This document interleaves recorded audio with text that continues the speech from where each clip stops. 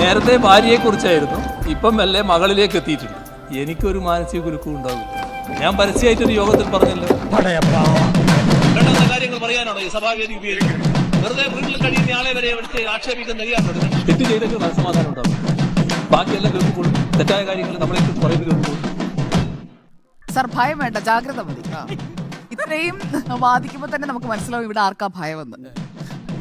അപ്പോൾ ഈ അന്വേഷണത്തെ ഭയമുള്ളത് കൊണ്ട് തന്നെയാണ് കർണാടക ഹൈക്കോടതിയിലേക്ക് പോയത്. അതിന് ഞാൻ പറഞ്ഞാലും ഇല്ലെങ്കിലും നാട്ടുകാർക്കെല്ലാം മനസ്സിലായി.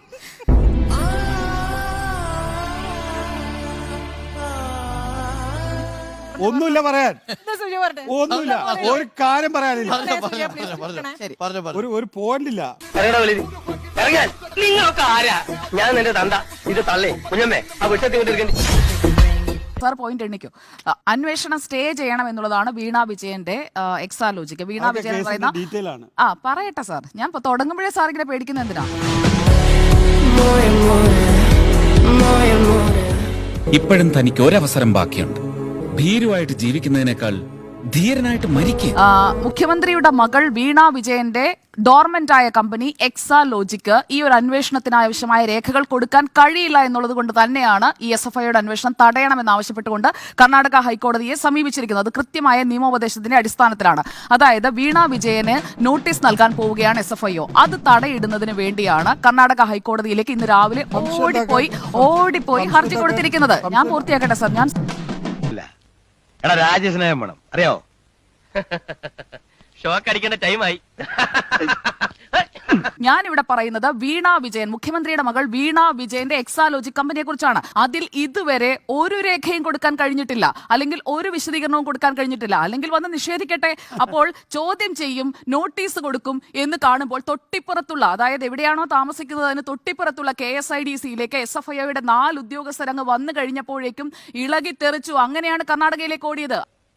100% ഞാൻ യോജിക്കുന്നു. അല്ലെങ്കിൽ ഈ ഹർജി നേരത്തെ കൊടുക്കാമല്ലോ. 12-ാം തീയതി കോടതി ഇത് പരിഗണിക്കാൻ പോകുന്നു എന്നുള്ളത് SFIO KSIDC ആസ്ഥാനത്ത് എത്തിയപ്പോഴൊന്നും അല്ലല്ലോ വീണ വിജയന്റെ എക്സാലോജിക്ക് അറിഞ്ഞത്.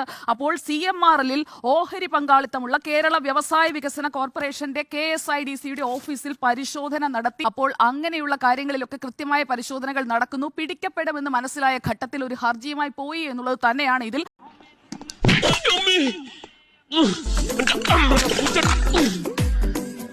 ബെസ്റ്റ് ജാതകം ആരുടെ? നിന്റെ കാലെടുത്ത് കുത്തി കിടപ്പാടം പോയി. അത് എന്റെ ജാതകത്തിന്റെ കുഴപ്പമില്ല, അതിന്റെ കയ്യിലിരിപ്പിന്റെ കുഴപ്പമില്ല. മലയാളം മനസ്സിലാകുന്ന എല്ലാ മലയാളിക്കും ഇത് മനസ്സിലായിട്ടുണ്ട്. പിന്നെ ROC ഇക്കാര്യൻ അതുവഴി CMRL സ്വാധീനമുണ്ട് എന്നുള്ളതും വ്യക്തമാകുന്ന ഒരു ഘട്ടം തന്നെയാണ്. CMRL എക്സാലോജിക്ക് ഇടപാട് എന്താണെന്ന് മനസ്സിലാക്കാൻ ഈ ഒരു ബന്ധം തന്നെ മതി. എന്തിനാണ് വീണ വിജയന്റെ കമ്പനിയുമായി ഇങ്ങനെ ഒരു ഇടപാടിലേക്ക് പോയത്? എന്ത് പ്രശ്നം ഉണ്ടായാലും ഞങ്ങളുടെ